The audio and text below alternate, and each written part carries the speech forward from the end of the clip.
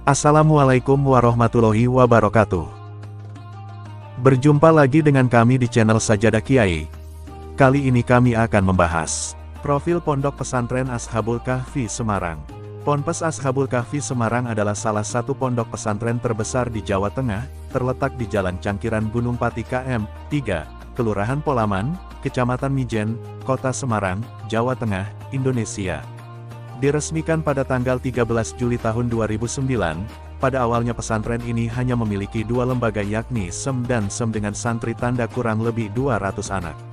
Menyusul lembaga EMS pada 2012 dan MAADA 2015.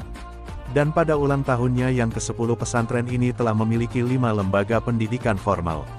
Yakni SEM, SEM, EMS, MA serta dilengkapi perguruan tinggi Mahat Ali. Saat ini terdapat lebih dari 3.000 santri baik putra maupun putri.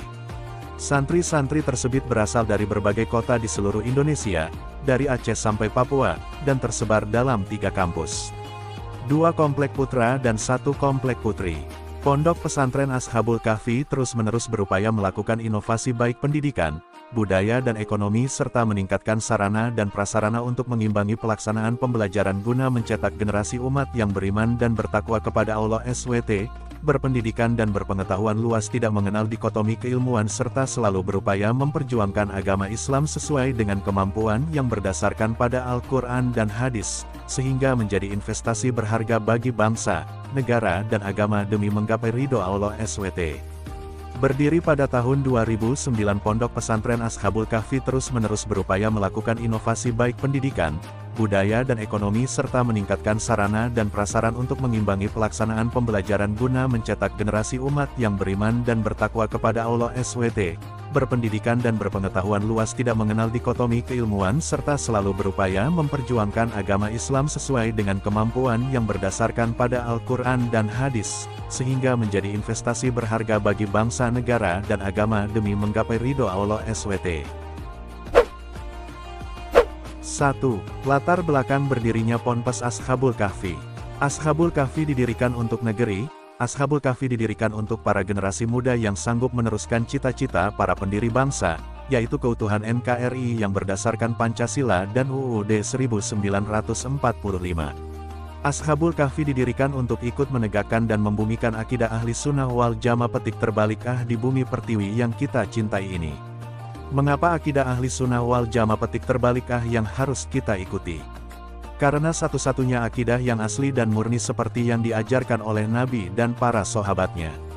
Nabi SAW bersabda, "Barang siapa yang hidup dari kalangan kamu sesudahku, maka akan melihat perselisihan yang banyak, maka wajib bagimu berpegang teguh terhadap sunnahku dan sunnah khulafaur rasyidin, dan jauhilah barunya beberapa perkara tentang agama, maka sesungguhnya tiap-tiap barunya perkara adalah bid petik terbalik dan tiap-tiap bid petik terbalik adalah kesesatan." Hari, Ahmad, Abu Daud, Tirmidzi dan Ibnu Majah.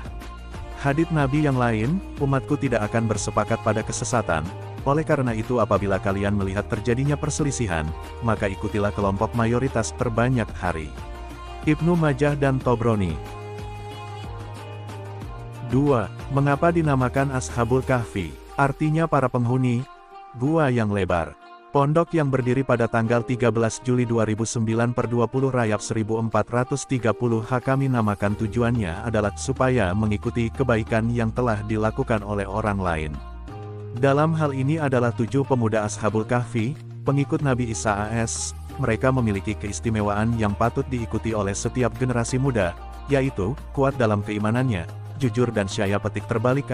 Karena inilah saya berharap seluruh santri Ashabul Kahfi menjadi orang petik terbalik nin yang sejati, jujur dalam perkataan maupun perbuatan, dan berani melakukan serta menyampaikan kebenaran.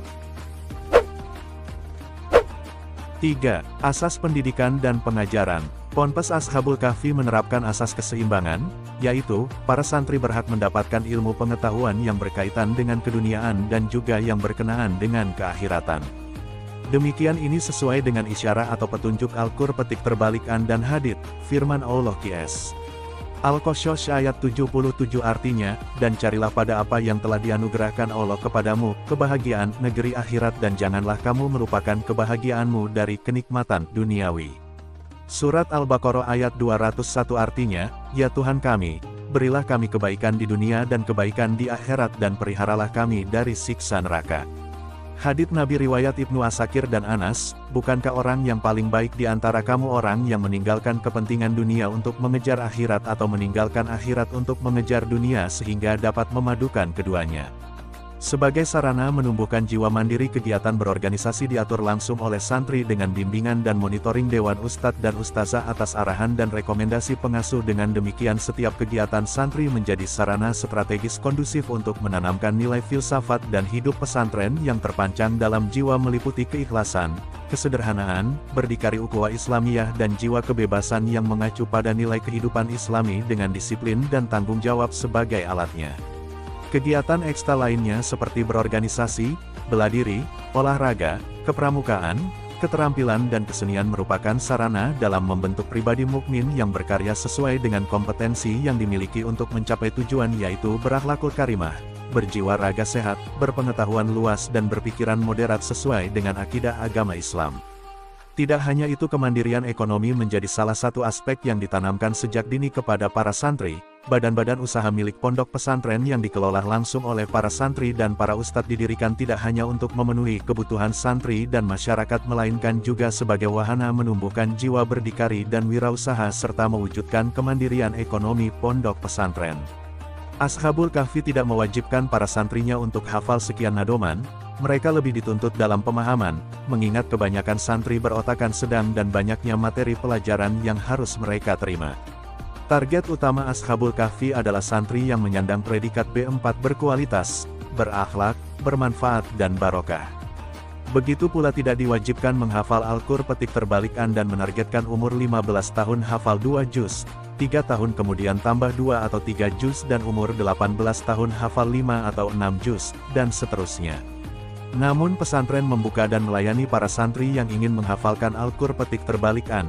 Bagi mereka calon penghafal Al-Qur petik terbalikan, selalu kami ingatkan beberapa hal, antara lain, bahwa hukum menghafal Al-Qur petik terbalikan adalah fardu kifayah, sedangkan mengamalkan isi Al-Qur petik terbalikan adalah fardu petik terbalik ain.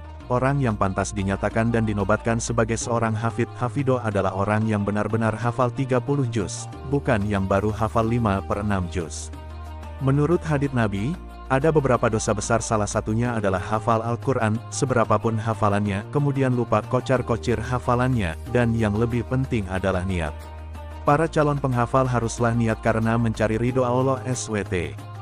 Dan jangan niat yang tidak dibenarkan oleh syari petik terbalik misal, supaya mudah menjadi anggota ini, anggota itu, supaya diterima di sini, di situ, DCB. Oleh karena itu hendaknya kita jangan terlalu banyak mengadakan perlombaan yang sifatnya lebih ke pameran, ria petik terbalik, jauh dari pengamalan dan keikhlasan. Dan hendaknya pula, di antara kita ada yang mau membuat rangsangan untuk lebih mendorong pengamalan Al-Qur petik terbalikan serta mengingatkan umat akan tujuan utama diturunkannya Al-Qur petik terbalikan dan tugas utama Nabi Muhammad SAW diutus di dunia, sehingga umat mampu mengimplementasikan ajaran Al-Qur petik terbalikan dalam kehidupan sehari-hari serta selalu meneladani budi pekerti Nabi yang terpuji. Dengan ini insya Allah, Islam yang rahmatan lil petik terbalik alamin akan tegak dan berkembang di negeri ini dan akan mengayomi seluruh umat manusia serta mampu mengokohkan Pancasila sebagai dasar negara Republik Indonesia. 4. Peraturan dan tata tertib. Peraturan tanpa disertai dengan sanksi maka tidaklah berarti. Oleh karena itu setiap peraturan harus ada sanksi atau hukuman. Adapun hukuman yang diterapkan di Ashabul Kahfi, ada 3 macam, yaitu, pertama, ilmiah seperti membaca, menulis, dan menghafal. Kedua, ibadah seperti sholat sunnah mutlak 10 rakaat petik terbalik atau lebih, membaca istighfar setengah jam atau lebih tergantung tingkat pelanggarannya. Ketiga, goroma maliyah, sanksi denda seperti tidak mengikuti sholat berjamaah petik terbalik kena denda Reb. 3.000, membolos 1 hari Reb. 50.000 dan 3 hari berturut-turut maka dinyatakan mengundurkan diri.